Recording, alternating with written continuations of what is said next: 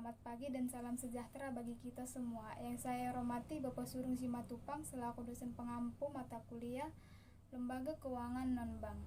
Saya Jessica Angelin Simanjuntak dengan NIM 191051313 dari kelas manajemen B pagi ingin mempresentasikan tentang peran lembaga keuangan non-bank dalam membantu perekonomian masyarakat. Lembaga Keuangan Non-Bank atau LKNB merupakan badan usaha di bidang keuangan yang boleh menghimpun dan menyalurkan dana kepada masyarakat tetapi bukan dalam bentuk tabungan, giro, maupun deposito. Lembaga keuangan non-bank berperan vital dalam aktivitas perekonomian Indonesia.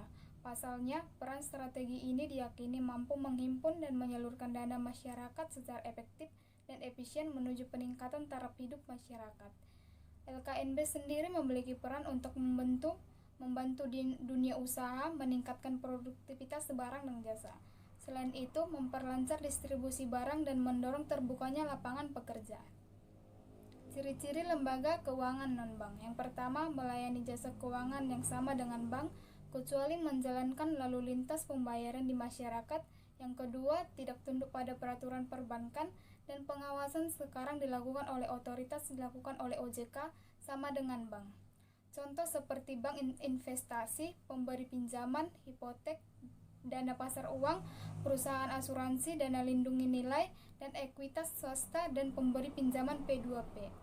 Yang selanjutnya jenis-jenis lembaga keuangan bukan bank yang ada di Indonesia. Yang pertama, perusahaan asuransi merupakan perusahaan yang bergerak dalam usaha pertanggungan. Yang kedua, dana pensiun merupakan perusahaan yang kegiatannya mengelola dana pensiun suatu perusahaan pemberi kerja. Yang ketiga, koperasi simpan pinjam, yaitu menghimpun dana dari anggotanya kemudian menyalurkan kembali dana tersebut kepada para anggota koperasi dan masyarakat umum. Yang keempat, pasar modal merupakan pasar tempat pertemuan dan melakukan transaksi antara pencari dana dengan para penanam modal, selain instrumen utama saham dan obligasi. Yang kelima, perusahaan anjak piutang merupakan yang usahanya adalah mengambil alih pembayaran kredit suatu perusahaan dengan cara mengambil kredit bermasalah.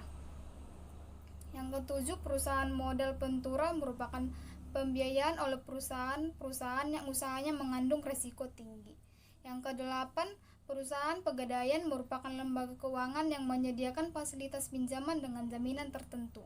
Yang kesembilan, perusahaan sewa guna usaha lebih ditekankan kepada pembiayaan barang-barang modal yang diinginkan oleh nasabahnya.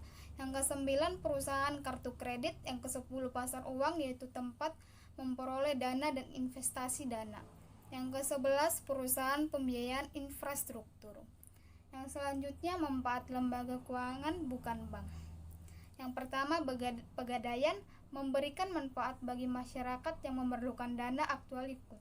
Yang kedua, lembaga dana pensiun memberikan kesejahteraan kepada karyawan perusahaan terutama yang telah pensiun. Yang ketiga, lembaga pembiayaan memberikan pinjaman kepada masyarakat dalam hal pendanaan kegiatan konsumsinya. Yang keempat, koperasi memberikan manfaat kepada para anggota dalam hal kebersamaan dan sisa hasil usaha. Yang selanjutnya, faktor yang mendorong peningkatan peran lembaga keuangan bukan bank dalam perekonomian masyarakat. Yang pertama, besarnya peningkatan pendapatan masyarakat kelas menengah, keluarga dan individu dengan pendapatan yang cukup, terutama dan kalangan menengah memiliki jumlah bagian pendapatan untuk ditabung setiap tahunnya.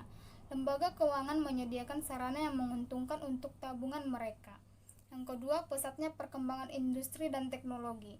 Lembaga keuangan telah memperlihatkan dan memiliki kemampuan untuk memenuhi semua kebutuhan modal dan dana sektor industri yang biasanya dalam jumlah besar dan bersumber dari para penabung.